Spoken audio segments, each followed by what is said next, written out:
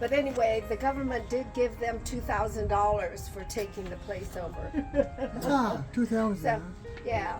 So anyway, there's a lot of things to see here, and there's an upstairs. And so let's meet down here in about 20 minutes.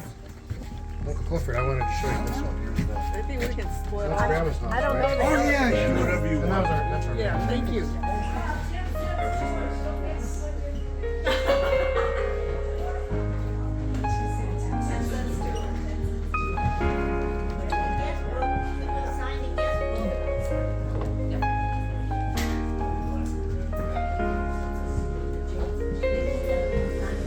Hey, Linky. Over here. Do you actually live here?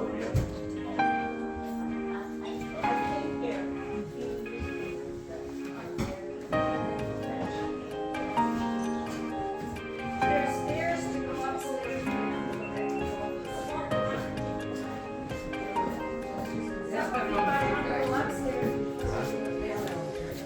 Door down at the other end on the other side of the street. But this one, it was kind of a co-op is how it started. So you'd put in $1,000, I put $1,000 in, and then and several people, and so you all worked there. And then this is where a lot of butchers left and trained and left from, and all that kind of stuff. And then and then eventually, two people bought it. I think George Ma. Josh, right? George Ma and Stanford King. Yeah. So Stanford those King. two people purchased it and they ran it then. And so And then when their- he died, then his son took over. his son took over for a little while, and the store closed because that wasn't his How interest. long ago? But Just recently. not that recent. Dustin, right? Yeah, Dustin. Yeah. And Dustin still lives here. He lives upstairs. Wow. Uh-huh. And Man. the warehouse. This was a warehouse at one time. Right, For warehouse. their things. I don't know. Oh, you don't know? I know the only one that I know that is. Well, Tony Lee lives here. Tony Lee is from after the main family left. They were one of the last families that lived there. So Ricky Lee, Grover, Lansing, Darlene, Oh, damn. them, Okay. those Lees. And so, so Tony still lives here. He has at least one property here, which brings up a good point.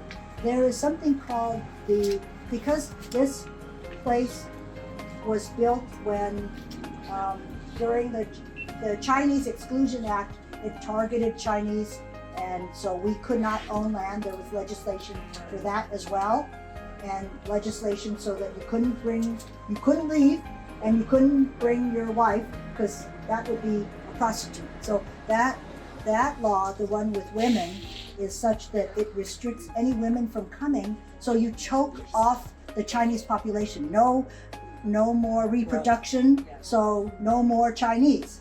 And so that's why part of this place is for entertainment, is because the men that were left didn't have anything to do. So you have gambling, you have prostitution, you have opium and all that. So, but this is the business section. This is the business section of Locke, Main Street. Behind this is all the residential. There's even a church back there. No temple, but a church. But And you know so what? They removed the sign though. for the church, because somebody lives there now. They own it and they live there now. For So, a while they left it That's a there. Buddhist church. well, yeah, but if you own the building and you don't want it there, you might take it away. So I don't know why, but it is no longer there. So how Sign. much of all this street is occupied? Half? No, I don't think half. You think half? No, I don't think anybody. 1/3 maybe. So anyway, what I wanted to get to is that if you are a descendant, as all of you are, of Locke, then there is something called the A royalty? no. Because no. If you see him up here at the bank and bank. You're thinking like we're thinking.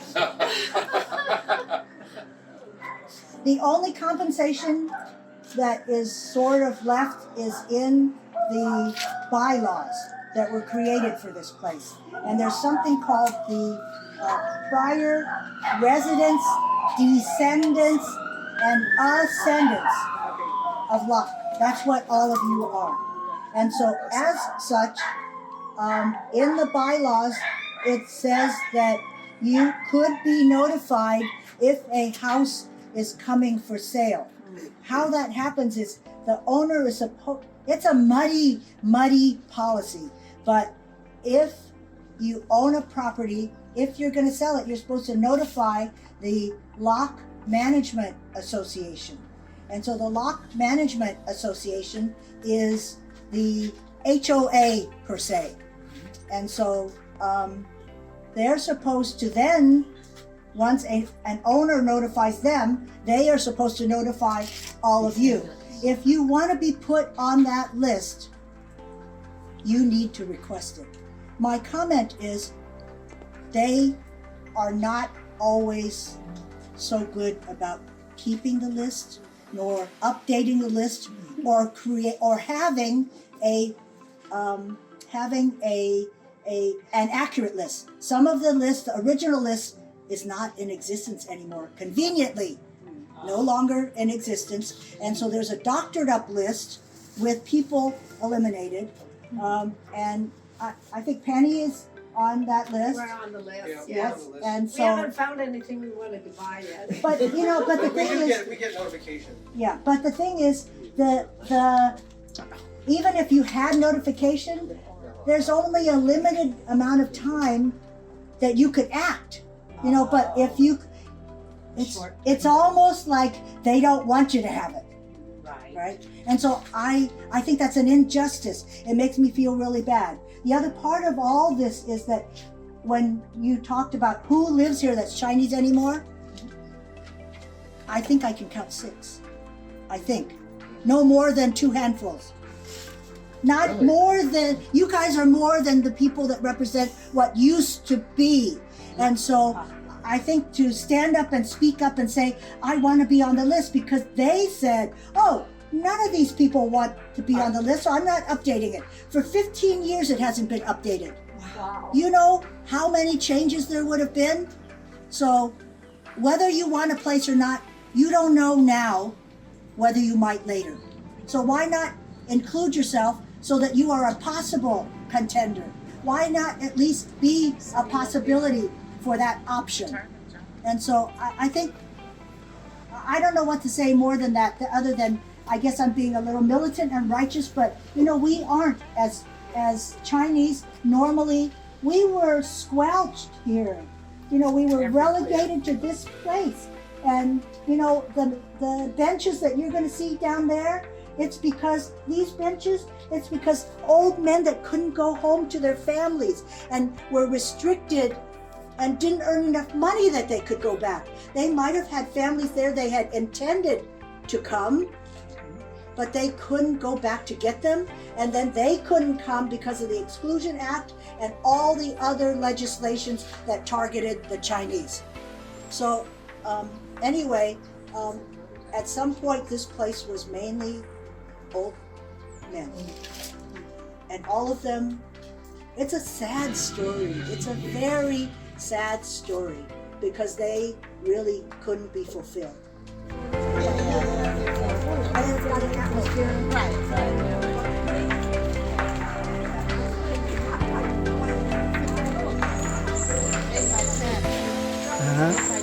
$8 by 8, $200.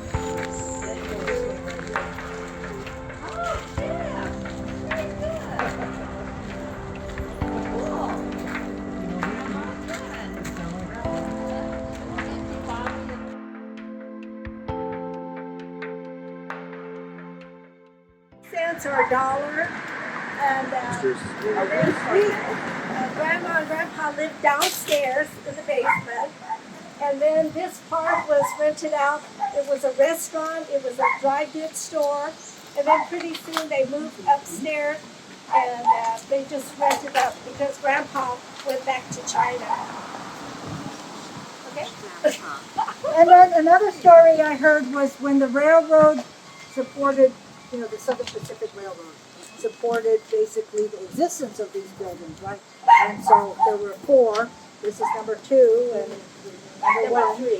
Number 3. And which one was number 1? The boarding house?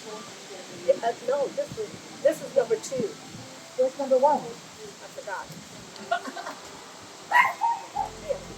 I thought it was 1, 2, and there was a place right down there. Oh, yeah, As you round that's the corner. 3. That's 3. Yeah. And the 4th one is the boarding house that you were at. So during when the Southern Pacific Railroad came, they would have the railroad car here. There was a water tower right over in the corner there somewhere. And so the engineer would stop the train and they'd have the water hose from the water tower, filling up the steam engine train, and he'd go to what was, I think, maybe a saloon then, and a restaurant, and then later on a real restaurant. And so at that time, he'd be having a good time there. The water would be running, and then it would overflow and flood down below. It would flood down below all the time. And Grandma was always very sorry about that. When she had to clean all the mud and the sand and the water to get rid of the water that was coming down. I read that last night. Your grandfather went back to China? Yeah, she went back to China when my uncle Walter was 5 years old. Now, one person said that he had cancer, so he went back to China to die. Yeah, I didn't know that until I read it in the book. And we don't know that. Yeah, There's lots of stories in the books and you never really know. yeah. But my mother never said he was sick or anything. It was just time for him to go back to his other family. He had a wife and 2 or 3 other kids back in China. And he hadn't seen them for years. And in your family, your dad? That's it. Just letting you know. Your grandma. Yeah, grandma. And so mom was one of them. Right. That side, everybody knows. 13. But I don't know if this is true. Somebody told me they had 16 twins that died. I heard that too, but I don't know where I heard it. I'll send it to you. She doesn't know. She said she had twins. Yeah. Linda knows. Linda might know. Do you know? Both died. Let me see. How many kids are In there? infancy, yeah. On whose side? Twins. White side. Arnold. So, 15 altogether, 2 twins that died. A set of twins. Where were they in the line? Up in the beginning. So that's only 14 then. That's Josephine. 15. Josephine. That's 15. That's 15. Josephine is 15. Josephine. Josephine is 15. Yeah.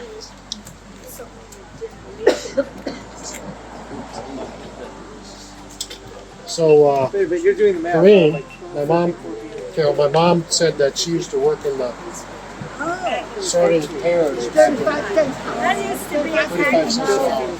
45? 35. 35. That's rich. Okay. That is My good. mother was really I made fast. 90 cents tasseling corn. Yeah, but was the pears done? Wasn't that dangerous because you couldn't hear? Dangerous because you could not hear. Well, I remember seeing it just, it all comes down on a conveyor. Already washed. We were packing, or sort, yeah. Oh, it's nauseating Throwing because out you have to focus on bad that, ones. and then the perspective of the pears are just going, and this moving is staying, constantly. and then, oh gosh, it's, I remember going there, seeing, I don't know, it was Evelyn or Evelyn. somebody. Evelyn. Yeah. Go see She was Grandma working. and Grandpa's house. I remember going there one time, yeah. Yeah, I remember too. Right. Very interesting. that's interesting.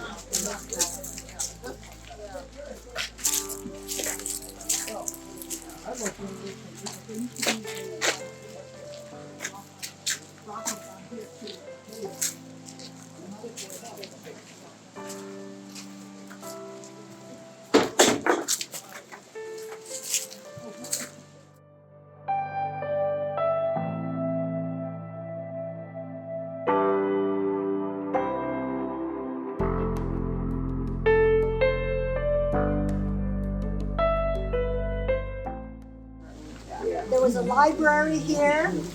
And so, yeah. No, if you wanted to, you just sit there and read it and stuff.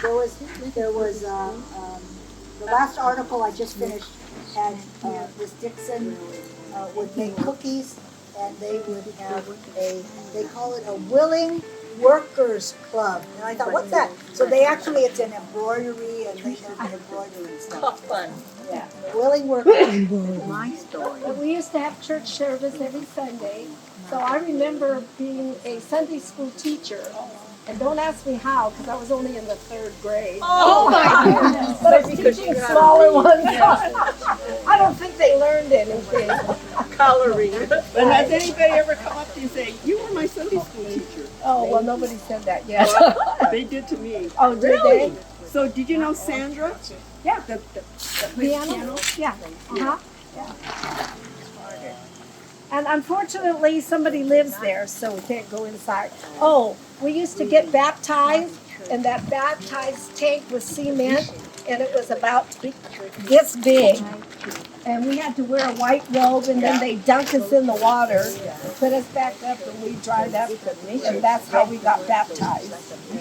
Yep, as a Baptist, that's what I did too. And then I want to mention Corrine and say that it was one of the missionaries, and she can't remember the name, but she was the one that referred Corrine to Oakland to the deaf school. So that's how come she became as productive as she was. She only was able to come home during Christmas and summer vacation. But yeah, and so otherwise she stayed there. She made lots of new friends, but she was a little homesick because she was away from home for all that time. Wow. Did I do it right? How old was she? Strengthening myself. How old? How old? How old? 7 1/2. When you went to the deaf school? 7 1/2. 7 1/2. So the fall of 30, 40.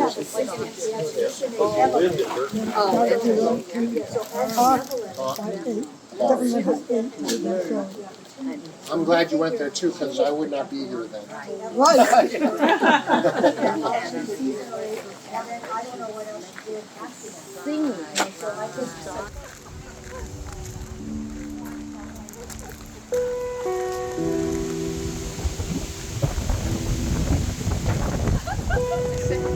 She really did take good care of it. There used to be a lot more. Remember how many she had? They weren't that organized. No.